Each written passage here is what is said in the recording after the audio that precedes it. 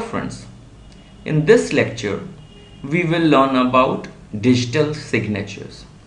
So what is signature in ordinary life?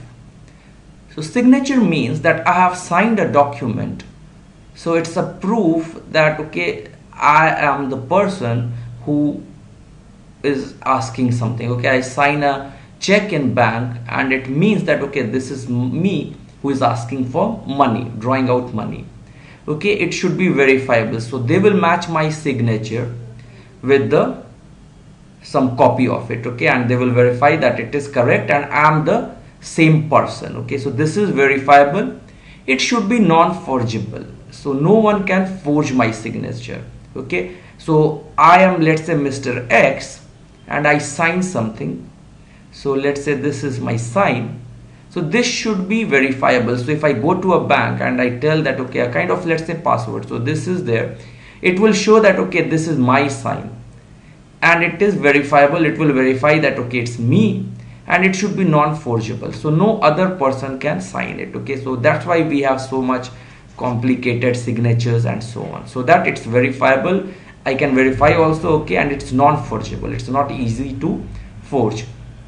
So recipient Alice, okay, can prove to someone that Bob and no one else must have signed the document. So there is a check of $20,000. Okay, and now this is sent to Alice. Okay, so Alice won a prize money and Bob gave it and he signed the check also. Okay, so now Alice, the recipient of the award, can prove that okay, to someone that okay, this is a valid check which Bob has signed, and in fact it should be non-forgeable also, that okay, no one else can sign that signature.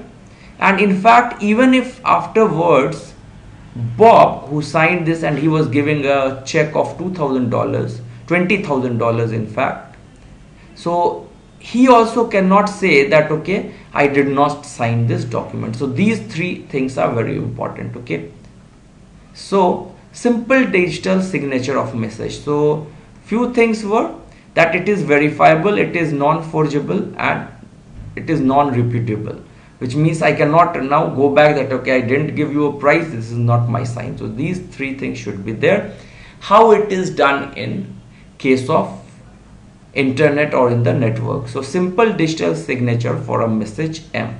So what we do, Bob signs a message by encrypting with his private key KB-. So there is a message M, so Bob is giving that message, so he will now encrypt with it his private key. Okay, so he will do sign it with KB- and the message M. So the signature, the signed message will be this one. Okay, and why, now you will ask, so usually we encrypted with the public key. Okay, but here Bob is encrypting it with his private key. Now what will happen is that if I want to show that okay, this is Bob who has signed this document, then what I will do, I will have the public key. Everyone has the public key, so we will use that on the signed document. And we know that if we apply public key on a private key signed message, then I will get message M. Okay, so Bob sends a message, okay, his digital signature, and he has now to tell that okay, he signed that document, it is he who wrote that, non-reputable, and then we can verify that okay, it is Bob, and the other thing was it is non-forgeable, no other person can do that. So what he does, he has a message, dear Alice, okay, oh, I have missed you, I think you all the time, I think of you all the time. Okay, this is a message, and Alice says that okay, you have to send it so that I can verify it is you and no one other person is pranking me. Okay, so how does it happen? First thing is it should be verifiable. So how is it verifiable? This is the message. Now Bob signs it with KB-. So this key, private key, is known only to him, so he encrypts it.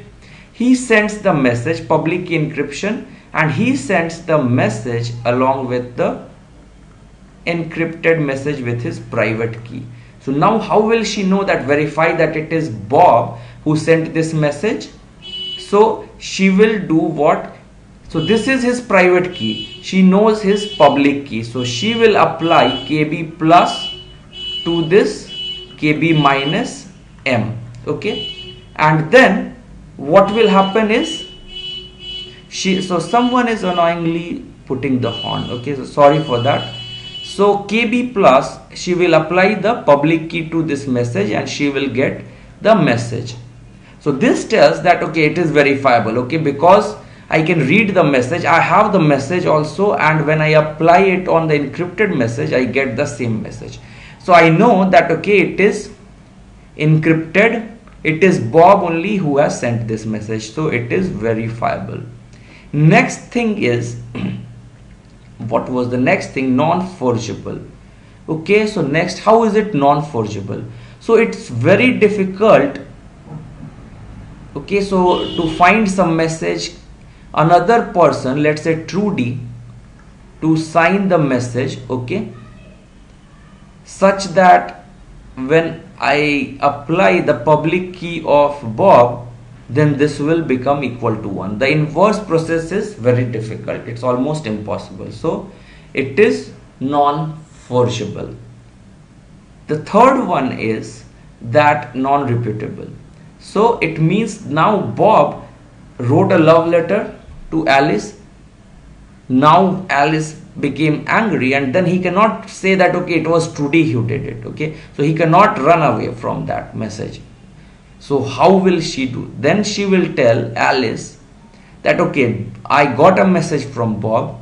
So the message was there and he had sent it. Why was it Bob only who has sent it? Because when I apply his public key to the encrypted message, I get the same message. This cannot happen. Okay, so it's the inverse process of having a message. Okay, so let's say, so there is no way out that you can encrypt using some other key, and then what will happen? So it's very difficult. So let's try to see.